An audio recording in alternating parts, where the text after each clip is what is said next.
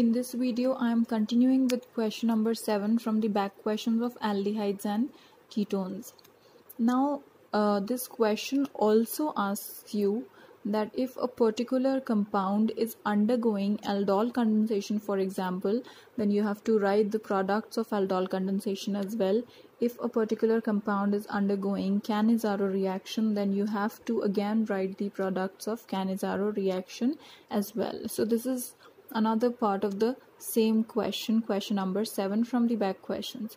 Now let me first consider 2-methylpentenyl. What we have seen in the previous video is that 2-methylpentenyl undergoes aldol condensation. It undergoes aldol condensation. Okay. Now how do we proceed with aldol condensation? First of all, we need 2 molecules of the same compound. What do we need? We need 2 molecules of the same compound. One molecule will not use alpha hydrogen atom, while the other molecule will use alpha hydrogen atom. Okay. First of all, I write the structure of that molecule which will not use its alpha hydrogen atom. How do I make the structure of that particular molecule which is not using alpha hydrogen atom? I will first make the carbonyl group C double bond O like this, and then I will attach both the substituents of this carbon to it. CH, CH3, CH2, CH2, CH3. This is 2-methylpentenyl only. I am drawing the structure in a manner where I have C double bond O group lying towards the right hand side. Now in the other molecule of 2-methylpentenyl, how I am going to make the structure is, if CHO is my functional group, to this functional group I have this carbon, and to this carbon I have one CH3 group, one CH2, CH2, CH3 group, and other is the alpha hydrogen atom attached to it. So what do? As explained in one of the videos of aldol condensation, this OH gets attached to this particular carbon atom and you just join the rest of the chain. So this carbon atom first of all had this H. I write this H over here only. The other substituent it is having is this whole substituent. So how do I draw this whole substituent? CH, this CH, then CH2, CH2, CH3. CH2, CH2, CH3. Fine. Now to this CH I have one CH3 attached. CH3 attached. Then I move to this particular carbon atom again. OH will be attached to this carbon atom. So I draw OH like this, and then I join this carbon atom directly with this carbon atom. See, this has CH3, it has CH2, CH2, CH3 and one CHO. I am repeating the procedure once again. For aldol condensation to occur in a particular molecule, I need 2 molecules of the same compound. One molecule of it will not use its alpha hydrogen atom and the other molecule of it will use its alpha hydrogen atom. The one which is not using alpha hydrogen atom, I'll draw the structure of that molecule in such a manner that I have C double bond O group moving towards the right and the rest of the substituents on the left hand side. Then the next molecule of the same compound which is using alpha hydrogen atom, I have to make the structure in such a way that the alpha hydrogen atom, this is the alpha hydrogen atom, is on the left hand side, is lying towards the left hand side, and the rest of the substituents on the right hand side. I have to adjust the structure like this. Then this OH, what I have to remember is that this OH will get attached to this particular carbon atom. And the rest of the substituents will remain the same. After I attach this OH to this carbon atom, I will join the rest of the chain as it is. That means, let's start with this carbon atom, CH. This particular carbon atom. Okay, now this carbon atom first of all has one H, which I have drawn here directly so as to consume less space. Then the next substituent on this carbon atom is CH, CH2, CH2, CH3, CH, CH2, CH2, CH3. And to this CH, that means to the carbon atom which is attached to this starred carbon atom, that means to the carbon atom which is attached to this starred carbon atom, I have one CH3 attached. After that, to this carbon atom I attach this OH, that means to this carbon atom I have attached this OH. After that, I attach this carbon atom directly to the next carbon atom where I'm jumping. That means this will be attached to this. This will be attached to this. And the substituents of this carbon atom do not change. My next step in aldol condensation is removal of water. One more thing that you have to remember is that the reagent for aldol condensation is dilute alkali. It can either be dilute NaOH. Usually we use dilute NaOH only, but we can use KOH also instead. Now when I remove water, how do I have to remove water? One OH will be removed from this position and H will be removed from this position. That means from the alpha position you will remove H and from the beta position you will remove OH. But if you notice in this compound, there is no hydrogen atom left on the alpha position, so this step cannot be carried out. You will stop at this step of aldol condensation. Second is cyclohexanone. Again, I am carrying out the aldol condensation of cyclohexanone. So one molecule of cyclohexanone will not use its alpha hydrogen atom. How I am going to draw that structure? I am going to draw it in a way that my C double bond O groups lies towards the right and the rest towards the left. Okay. The other molecule of cyclohexanone, the structure of that will be drawn in a manner so that the alpha hydrogen atom lies towards the left. The alpha hydrogen atom, I repeat, the alpha hydrogen atom lies towards the left. So this is my alpha position. There are two hydrogen atoms on this, but I need only one, so I am drawing one towards the left. So next step will be that in the presence of dilute alkali, this OH will get attached to this particular carbon atom. In the presence of dilute NaOH, always remember, whenever you have, in complete the reactions also, whenever you have dilute NaOH written over the arrow, that means you have to carry out aldol. Now this ring remains the same. To this carbon atom, this OH will be attached. To this carbon atom, I attach OH. And then I jump from this carbon atom directly to this carbon atom. So I join them. And this remains as it is. We have not touched this so far. Fine. What is my next step? My next step is removal of water, obviously by heating. OH from this position, which you can call as beta, and H from the alpha. Now you can see on the alpha position there are 3 bonds. That means there must be one H also. So we can carry out this step. When we remove water from the alpha, by removing H and OH from the alpha and beta position, you will get a double bond between the alpha and the beta position. So you get a double bond here.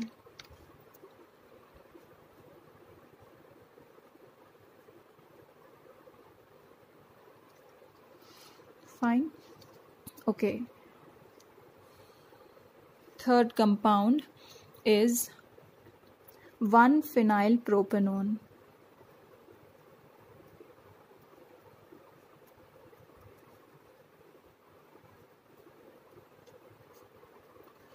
Again, I have to use two molecules of the same compound. The first molecule, which is not using alpha hydrogen atom, I will again make it in a manner so that C double bond O group lies towards the right, and then I adjust the rest of the substituents. Now instead of making the whole benzene ring, I am writing pH so as to consume less space. I am writing pH in place of the phenyl ring, and CH2 CH3.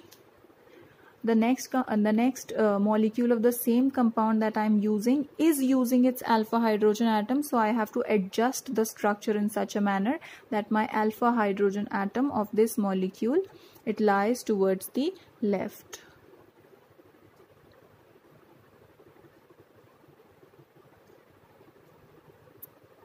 Sorry, CO and pH. Now I am writing pH in place of the phenyl ring. Fine.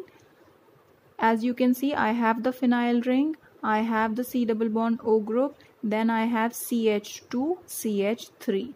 Right. Now in place of CH2, what I do is, this was my alpha position because this is the functional group. So what I do, I write one alpha hydrogen atom pointing towards the left. Again, my next step will be that this OH will be attached on this particular carbon atom in the presence of dilute NaOH always. So this carbon atom first of all has one pH, that is your phenyl ring. It has one CH2 CH3 group, this one, and then to this carbon only I have the OH attached. Fine, then I jump from this carbon directly to this. So I have CH, CH3, then I have CO, and then I have the phenyl ring. I'm just writing pH so that less space is consumed here. Now my next step of removal of water by heating, how will I do that? I will remove OH from this position and H from this position. This is my functional group, so this is going to be alpha and this is going to be beta. So what I'm going to get is, although I'm having less space over here, PH C CH2 CH3. I get a double bond between this carbon and this carbon. H is gone. I have a CH3 here, and then CO and pH. This will be my resulting compound.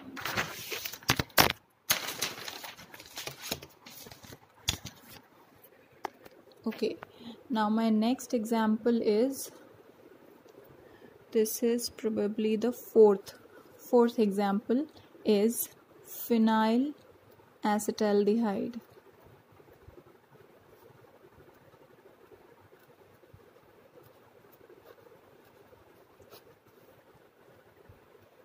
Okay, again the same procedure. I am directly drawing the two molecules, one which is not using alpha hydrogen atom, CH2 and pH in place of the phenyl ring, and one hydrogen, the other molecule with its alpha H pointing towards the left. Always remember that whenever you have pH written, that is nothing but the benzene ring. Okay, now again the same procedure in the presence of dilute NaOH. What do I get to this carbon atom? Let me write this H directly here, and the other group is CH2 and pH, CH2 and then the benzene ring. Now to this carbon atom only, that means this one, I have OH, and then I jump from this to this, CH, pH, that is the phenyl ring, and then CHO. Now you remove OH from here and H from here in the next step, and what you're going to get is, now I'm expanding for you to understand it better. Now I'm expanding the phenyl ring. I'm making the benzene ring in place of pH. I make pH, then I have CH2, then I have CH, OH has been removed, so I get a double bond here, and I get C here. Now to this I have another pH, that is my phenyl ring attached, and then CH. This is my resulting compound of aldol condensation. Now my fifth compound was methanol, HCHO. Now this we see will not undergo, we have seen that this will not undergo aldol condensation, it will rather undergo Cannizzaro, right? What is Cannizzaro? Cannizzaro reaction, first of all, just like aldol condensation, it takes place in the presence of a dilute alkali. Cannizzaro takes place in the presence of a concentrated alkali. So wherever you have concentrated NaOH written over the arrow, you know that it is Cannizzaro reaction. Now Cannizzaro reaction is not so complicated as the aldol condensation. It is rather easy. If you've seen the videos also, what happens? Again, we need 2 molecules of HCHO. You can either write 2 over here, or you can write it as HCHO plus HCHO. It's up to you. I'll write it both ways. Concentrated NaOH. Now 1 molecule of Cannizzaro reaction is what? If you've done the definition, it is something that is undergoing self oxidation and reduction. So self oxidation and reduction means 1 molecule of methanol will undergo oxidation and other molecule of methanol will undergo reduction. Now we are at the aldehyde stage, right? Oxidation will lead to the carboxylic acid and reduction will lead to the alcohol. So 1 molecule of methanol will make methanol, that is CH3OH. This is self reduction aldehyde to alcohol with the same number of carbon atoms, and oxidation will lead to carboxylic acid. This is oxidation, that means moving from aldehyde to the carboxylic group with the same number of carbon atoms. So this is a very easy reaction. You can also write it in this manner, HCHO plus HCHO. This will be rather clear to you. This is undergoing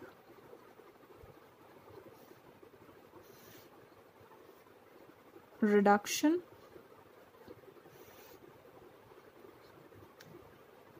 and this is undergoing oxidation. In any way you can write it. Sixth. Now sixth was benzaldehyde. I am directly making the structure. Benzaldehyde also, we saw that it undergoes Cannizzaro reaction. C6H5CHO plus C6H5CHO, that means 2 molecules of the same compound in the presence of a conc alkali. Alkali, you know, is a base. 1 will undergo reduction, so if it reduces, then with the same number of carbon atoms, this will reduce to CH2OH. Not just OH, because if you write just OH over here, you are reducing 1 carbon atom from here, while in oxidation and reduction reactions, usually the number of carbon atoms remain same. So you instead, in place of CHO, you will get CH2OH. So by reducing C6H5CHO, you are getting CH2OH. This is self reduction. Self oxidation, very easy. This will undergo self oxidation, so CHO group will get converted to COOH. This will be benzoic acid and this will be benzyl alcohol. So this is benzyl alcohol and this is benzoic acid.